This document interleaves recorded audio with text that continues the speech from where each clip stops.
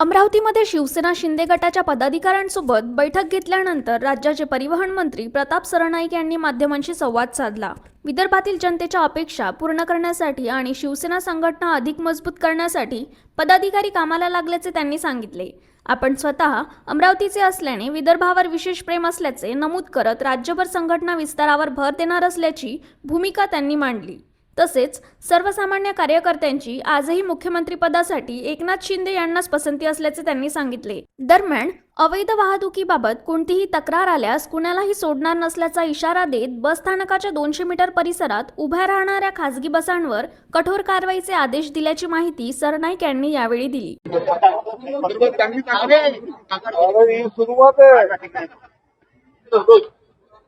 विदर्भामध्ये आता शिवसेनेची ताकद वाढत चाललेली आहे आणि बैठकांचे सत्र सुरू झालेले आहेत आणि प्रत्येक कार्यकर्त्यांचं एक स्वप्न आहे की स्वबळावर शिवसेना व्हावी आणि मुख्यमंत्री बघा, राज्यामध्ये काम करत असताना विदर्भातल्या जनतेची काही अपेक्षा आहे आणि ती अपेक्षा पूर्ण एकनाथ शिंदे साहेब करू शकतात अशी साधारण सर्वसामान्य शिवसैनिकांची भावना आहे।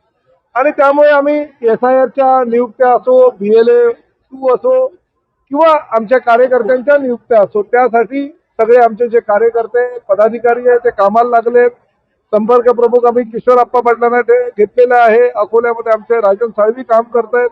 माझ्यावर जबाबदारी अकोला आणि अमरावतीच्या संपर्क मंत्री म्हणून दिलेली आहे आणि त्या माध्यमातून मला पुढे जायचं आणि मी स्वतः विदर्भाचा आहे, या अमरावती जिल्ह्यातलाच मी आहे। वर्ध्याचा माझा जन्म आहे। अमरावती आणि विदर्भाविषयी अतिशय मनापासून प्रेम आहे। अकोल्याची पोरगी माझ्या घरामध्ये आहे, त्यामुळे मला ह्या विदर्भाबद्दल विशेष प्रेम आहे, कारण माझं बालपण इकडे गेलेलं आहे आणि अशा ह्या विदर्भामध्ये काम करण्याची संधी एकनाथ शिंदे साहेबांनी आम्हाला दिलेली आहे। त्यामुळे हे आमचं म्हणजे आम्हाला दिलेली ही शाबासकी असं म्हणायला हरकत नाही आणि त्यांच्या शाबासकीला पात्र ठरण्यासाठी या विदर्भामध्ये आणि प्रामुख्याने अमरावती जिल्ह्यामध्ये, आमच्या बुलढाण्यामध्ये किंवा आमच्या अकोल्यामध्ये जास्तीत जास्त शिवसेनेची ताकद कशी होईल, कशी वाढेल यासाठी आम्ही प्रामाणिक प्रयत्न करणार आहोत। 2029 मध्ये एकनाथ शिंदेना मुख्यमंत्री केल्याशिवाय सुस्त बसणार बघा, सर्वसामान्य शिवसैनिकांना आजही असं वाटतं की आपला नेता हा मुख्यमंत्री व्हावा। एकनाथ शिंदे साहेब मुख्यमंत्री असताना त्यांनी केलेलं काम, महिला आमच्या ज्या भगिनी आहेत त्यांना दिलेलं 1500 रुपयाचं योगदान, हा आमच्या महिला भगिनी कधी विसरणार नाही। त्यांच्या कार्यकाळामध्ये जे काही प्रश्न सुटलेले आहेत, आजही राज्याचे मुख्यमंत्री म्हणून जे देवेंद्र फडणवीस आणि उपमुख्यमंत्री म्हणून एकनाथ शिंदे साहेब काम करतात, परंतु सर्वसामान्य कार्यकर्त्याला हे वाटत असतं की माझ्या पक्षाचा नेता हा मुख्यमंत्री व्हावा आणि त्यामुळे कार्यकर्त्यांच्या ज्या काही भावना असतील तर त्या भावनांचा आदर करून ज्यावेळेस आम्ही पक्ष संघटना मजबूत करू, ज्यावेळेस आमच्या संख्याबळ आमदारांचं वाढेल, खासदारांचं वाढेल, जिल्हा परिषद सदस्यांचं वाढेल, नगरसेवकांचं वाढेल, महापौराचं वाढेल, त्यावेळेस आम्ही निश्चितपणे हे सांगू शकू की नाही, आमचा नेता आता सर्वोच्च नेता झालेला।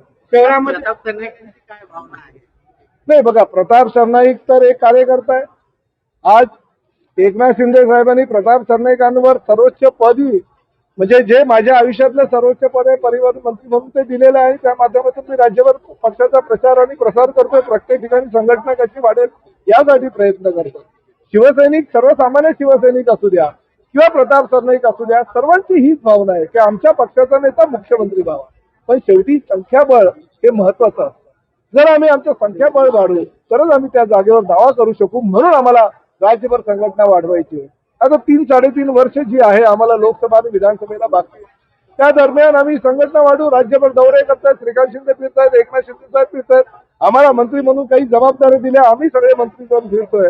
त्यामुळे संघटना जर बळकट असेल, संघटना जर वाढवायची असेल तर आम्हाला सर्वसामान्य कार्यकर्त्यांमध्ये जाऊन काम करावं लागेल आणि आम्ही ते काम करतोय।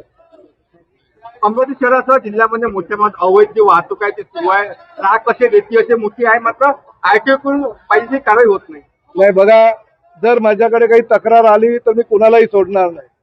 पूर्वीच्या काळामध्ये काय झालं मला काही कल्पना नाही, पण प्रताप सरनाईकच्या कार्यकाळामध्ये जर चुकीच्या पद्धतीने काही अवैध धंदे करत असतील, आमच्या RTO जर जबाबदार त्या ठिकाणी असतील, आमच्या ST महामंडळाचे कर्मचारी जबाबदार असेल तर मी कारवाई करायला बिलकुल कुचराई करणार नाही। जर कोणी चुकीचं करत असेल तर त्यांच्यावर कारवाई निश्चितपणे केली जाईल। एसटी डेपोच्या बाहेर जे आहे ते खासगी वाहनं उभी केली जातात आणि एसटी डेपोच्या आतमध्ये येऊन खासगी वाहनाचे कालच निर्णय झालेला आहे. एक IPS अधिकारी आम्ही एसटी महामंडळामध्ये नेमलेला आहे. पूर्ण 15 जून पर्यंत आम्ही कार्यवाही करतो राज्यभर.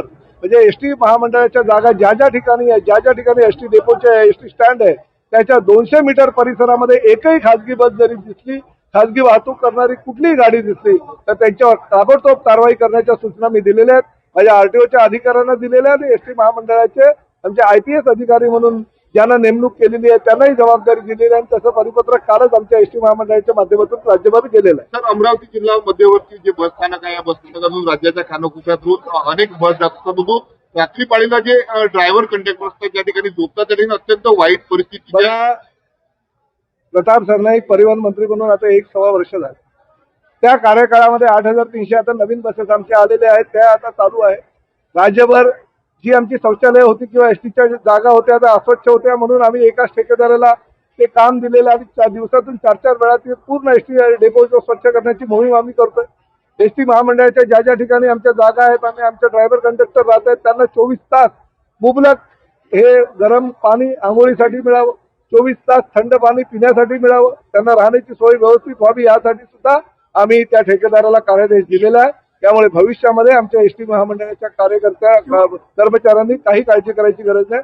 प्रत्येकाला न्याय दिला जाईल. शिवशाही बसमध्ये जे आहेत अधिसूचित पत्रकारांना आधी संधी होती, मात्र आता शिवाई बसमध्ये अधिसूचित पत्रकारांना संधी नाहीये. नाही, बघा, पत्रकारांच्या बाबतीत सकारात्मक राज्य शासन आहे आणि आदरणीय मुख्यमंत्र्यांनी तुमचे जे यदू जोशी आहे त्यांनी चर्चा केली आणि सर्वसामान्य पत्रकारांना सर्व बसेसमध्ये कशी सवलत देता येईल यासाठी आम्ही प्रयत्न केले.